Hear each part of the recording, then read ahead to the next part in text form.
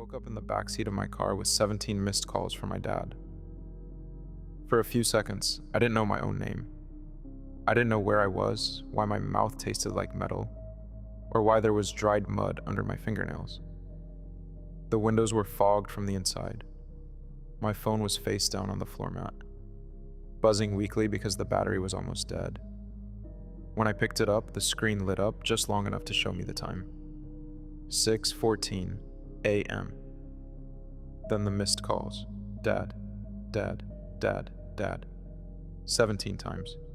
The last one had come in 13 minutes earlier. There were 6 text messages too. Where are you? Answer your phone. Your car isn't here. The front door was open. I called the hospital. The last one was just my name. No punctuation, no anger. Just my name. That was the one that scared me. My dad was not the kind of man who texted like that. He used full sentences. He got angry before he got afraid. By the time he sent that last message, he wasn't angry anymore. I sat up too fast and hit my head on the roof of the car. The whole world tilted. I was parked off a dirt road I didn't recognize, half hidden by weeds near an old drainage ditch. Trees on both sides, no houses, no streetlights, no sound except my breathing, and the soft ticking of the engine cooling down. I looked at the driver's seat. Empty. The keys were still in the ignition. The headlights were off. The gas gauge was almost empty. I had no memory of driving there. No memory of leaving the house. No memory of the 13 miles between my bedroom and that road. Then I saw the voicemail. One message from my dad. 4 minutes long. I pressed play. At first there was only wind, then breathing, then his voice. Please call me back. He sounded close to the phone, like he was trying not to wake someone up, even though no one else lived there. I'm at the house. The door is open. Your car is gone. Then I heard him exhale. Not a normal breath, a broken one. I don't care what happened. I don't care if you're in trouble. Just call me back. Then softer. Please. I stopped the voicemail before it ended. Not because I didn't want to hear the rest, because I knew if I heard him cry, I would have to admit how bad it was. I was 19 when it happened. I still lived with my dad. My mom had left years earlier, and after that, the house became quieter than it should have been. Not peaceful quiet. The kind of quiet where every door closing sounds personal. My dad worked construction. He woke up before sunrise, came home with dust in the lines of his hands, ate dinner standing at the kitchen counter, and fell asleep on the couch with the TV set top, still talking to no one. He was not cruel. He was not warm either. He loved me in the way men love when they don't know how to say it. He fixed things. He left food in the fridge and pretended it wasn't for me. But we fought all the time about work, about money, about where I was going, about why, when I was home, I acted like I hated being there. That night started with something stupid. I came home late, just late enough for him to be standing in the kitchen when I opened the door. The lights were off, except the one over the sink. He was leaning against the counter, arms crossed, still wearing his work pants. I remember thinking he looked tired. Then I remember hating him for it. Because when someone looks tired while they're angry at you, it makes you feel like the problem is you. He asked where I had been. I told him out. He asked who with. I told him nobody he knew. He said that wasn't an answer. I said it was the only one he was getting. It got worse from there. It always did. He told me I was throwing my life away. I told him he didn't know anything about my life. He told me I treated the house like a motel. I told him at least motels didn't make you feel guilty for walking in. That one landed. His face changed. Not much, just enough. He looked down at the counter, and for a second I thought maybe both of us were going to stop. But then he said, "You think I like doing this?" And I laughed. That was the worst thing I did before the night started. Not because it was funny, because I wanted to hurt him first. He went quiet. Then he said, "Don't leave in that car tonight," I said. "Watch me." He said my name. I grabbed my jacket. He followed me to the door. I remember his hand on the frame. I remember the cold air coming in from outside. I remember him saying, "Don't make me come looking for you." At the time, it sounded like a threat. Later, I understood it was a fear. I drove to the old baseball field behind the middle school. That part I remember. I parked near the fence where the road lights didn't quite reach. There were 2 other cars there. People I knew, but not really friends. The kind of people you sit with when you don't want to be alone. Someone had music playing low. Someone was smoking. Someone was laughing too hard at nothing. I told myself I was fine. I told myself I just needed to cool off before going home. Then my phone buzzed. "Dad." I let it ring. A minute later, it buzzed again. "Dad." I flipped the phone face down on the passenger seat. One of the guys looked over and smiled. "Trouble at home?" I said no. He said, "You look like you need to get out of your head." I should have left then. That should have been the moment I put the car in reverse and went back home. But I was angry. Underneath the anger, I was embarrassed. And underneath that, I was tired of feeling wrong. Wrong at home, wrong with my dad. Wrong alone. He handed me something small. I'm not going to describe it like it was special. It wasn't. It was just another bad decision passed from one hand to another in the dark. He said it would calm me down. He said it would make the night easier. He said, "You'll be fine." People always say that before the consequences start. I took it because I wanted the fight to stop replaying in my head. I took it because I wanted my dad's voice to stop sounding disappointed. I took it because I wanted to feel like I was choosing something, but that is not what happened. I did not choose the rest of the night. The rest of the night chose me. For a while, nothing changed. I sat in my car with the heater on, watching my phone light up every few minutes. "Dad, Dad, Dad." I let each call die. The first few times I felt powerful. Then I felt guilty. Then I felt nothing. The other cars left one by one. I remember taillights dragging red lines across my windshield. I remember being alone. Then the inside of my car started to feel too small. My chest tightened. My hands felt too far away from me, like they belonged to someone sitting beside me. The dashboard lights looked brighter than they should have. The numbers on the clock kept changing, but I couldn't feel time moving.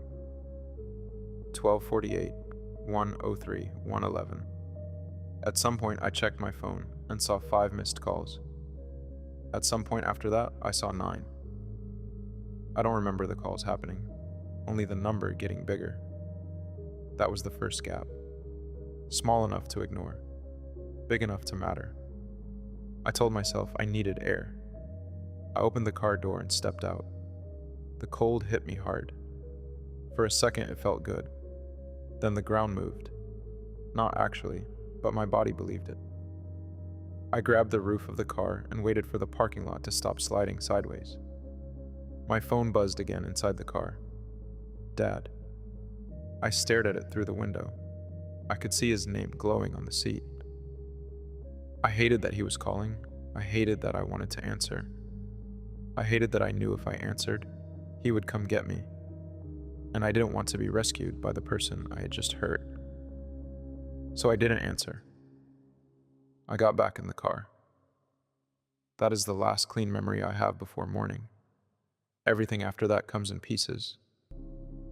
The first piece is a narrow back road with trees leaning over it. My headlights were cutting through fog. I remember both hands on the steering wheel. I remember thinking, very clearly, that I should not be driving.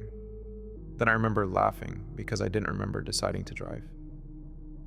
The second piece is a gas station receipt. I found it in my pocket the next morning. 2:17 a.m. 1 bottle of water, 1 pack of gum, cash payment. I do not remember stopping there.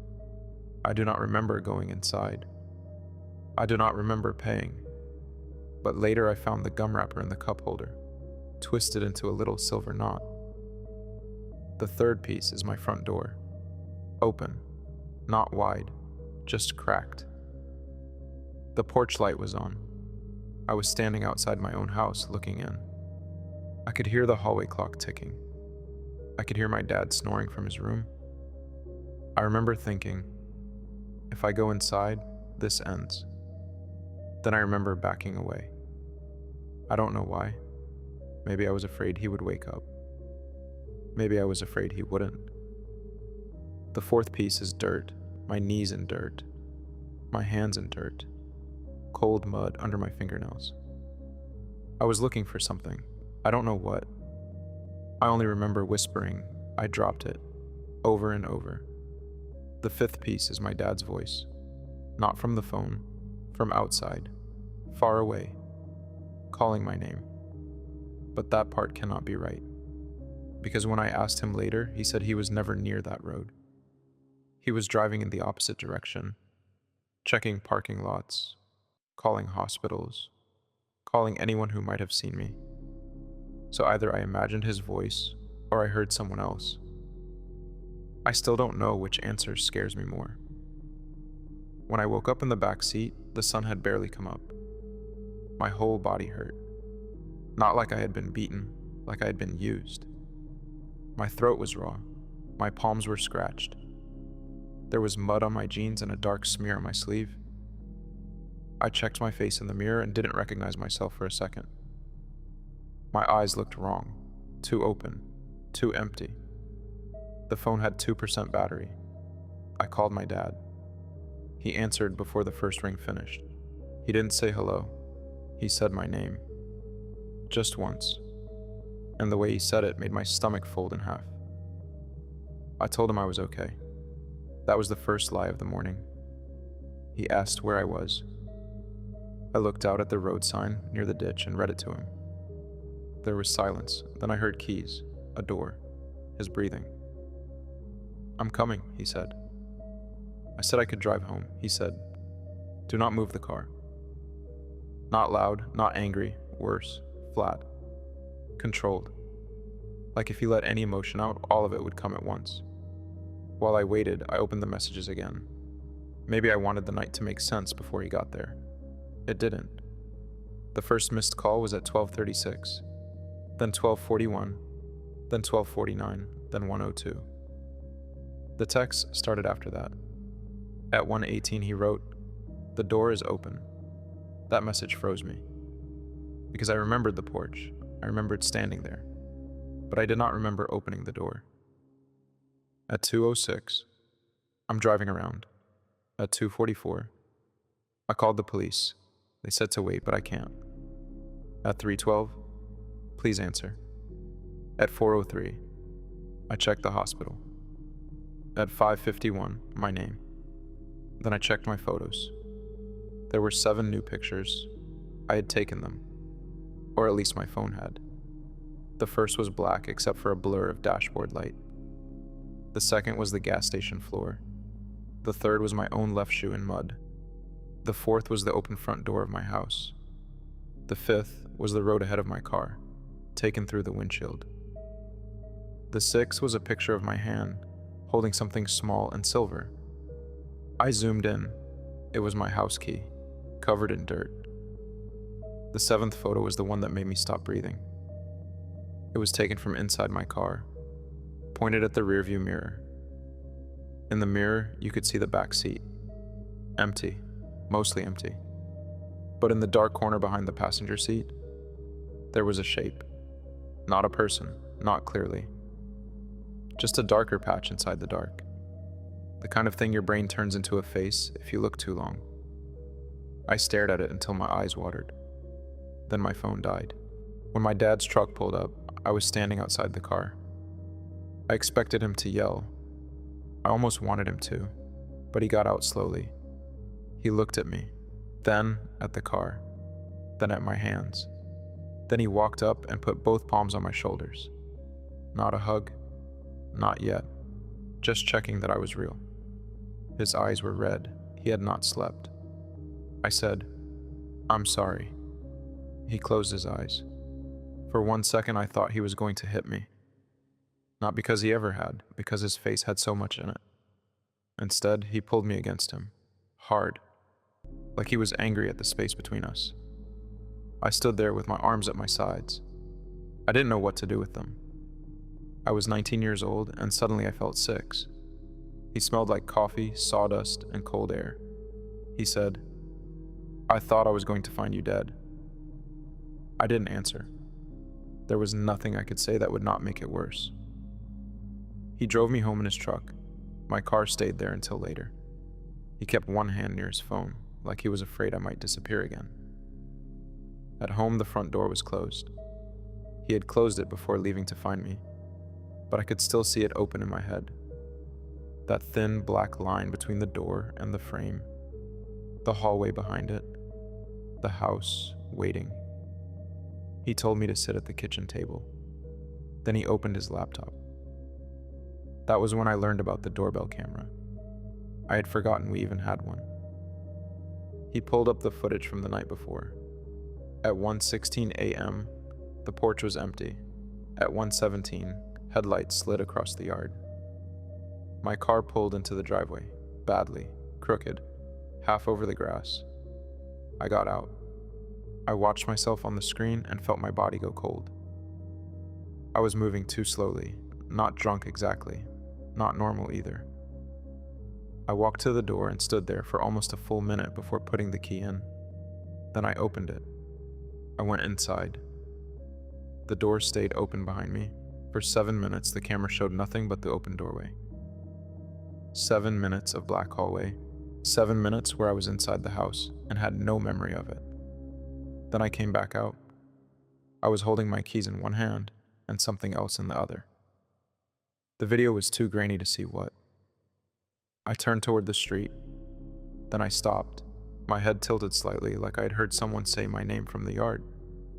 There was no audio, so we couldn't know. I stood there listening to nothing. Then I walked to the car, got in, and drove away. 3 minutes later, my dad appeared on the porch. He was barefoot. He must have woken up and seen the door open. He stepped outside, looked at the empty driveway, and froze. I watched him turn in a circle. Once, twice. I watched him call my phone. On the laptop, I saw him standing under the porch light with the phone pressed to his ear. I knew that call. It was one of the 17. I had ignored it. On the screen, my dad lowered the phone and looked out at the road. I had never seen him look like that before. Small. That was the word.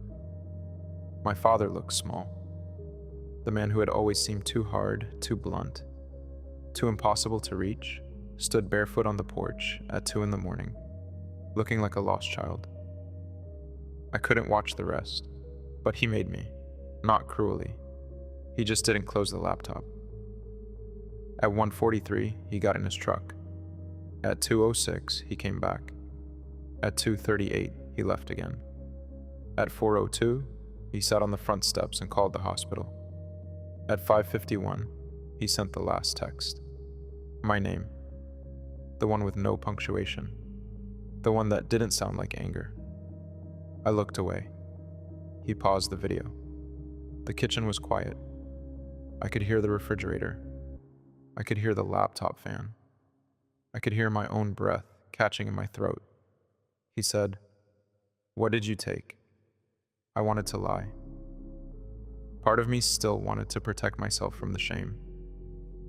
But I was too tired. I told him I didn't know. I told him someone gave it to me. I told him I thought it would help me calm down. I told him I was mad. I told him I didn't mean for any of this to happen. He listened without interrupting. That made it worse. When I finished, he nodded once. Then he said, "You don't get to disappear just because you're angry." That sentence stayed with me. Not because it was dramatic, because it was true. For the next few days, pieces kept coming back. Not memories exactly, more like flashes. the taste of gum, the sound of gravel under my tires, my dad's name glowing on my phone, mud between my fingers, a voice in the dark that may or may not have been real. I found my key 2 days later. It was under the passenger seat. Still dirty. I never found out what I thought I had dropped out there. Maybe nothing. Maybe my key. Maybe some part of myself that had already gone missing. That is the thing about a night like that. People want the ending to explain the beginning. They want the missing pieces to come back. They want you to say, "This is what happened. This is why." But some nights don't give you that. Some nights leave holes. And other people have to stand around those holes, calling your name into them. I used to think the worst part was waking up and not remembering. I was wrong. The worst part was realizing my dad remembered everything I didn't. Every unanswered call, every open door, every empty driveway, every hospital number, every minute between me leaving and me coming back. I forgot the fear because my brain shut off. He had to stay awake inside it. That is what I think about now when I see missed calls. Not the number, the person on the other side, the person standing somewhere with a phone in their hand, trying not to imagine the worst thing. I never took anything from anyone again. Not because I became smarter overnight, because I saw what my bad decision did to someone who loved me and didn't know how to say it until he thought he had lost me. My dad and I still fought after that. People don't become perfect because of one terrible night. But something changed. When he called, I answered. Even if I was angry, even if I had nothing to say, even if all I could say was, "I'm alive." Because sometimes that is the only sentence someone needs. I still have the voicemail. I don't listen to it. I don't need to. I remember the first words. "Please call me back." I remember the way his voice broke before the word "please." And I remember the last thing he said on the recording. The part I couldn't listen to that morning. I listened to it later. At the very end of the voicemail, after almost 4 minutes of wind and breathing in fear, my father whispered one more thing. "If you can hear this, just come home." That was all. No lecture, no threat, no anger. Just come home. And the worst part is, I had been close enough to do it. I had stood at the door. I had opened it. I had walked inside. And then, for a reason I still cannot remember, I left again. Some nights do not haunt you because of what happened. They haunt you because of how close you were to being safe. I was one doorway away, one answered call away, one moment of honesty away. And instead, my father spent the whole night looking for a son who was still alive, but not reachable. That is what the 17 calls were. Not control, not punishment, not him trying to win an argument. They were a line thrown into the dark. And for hours, I let it ring.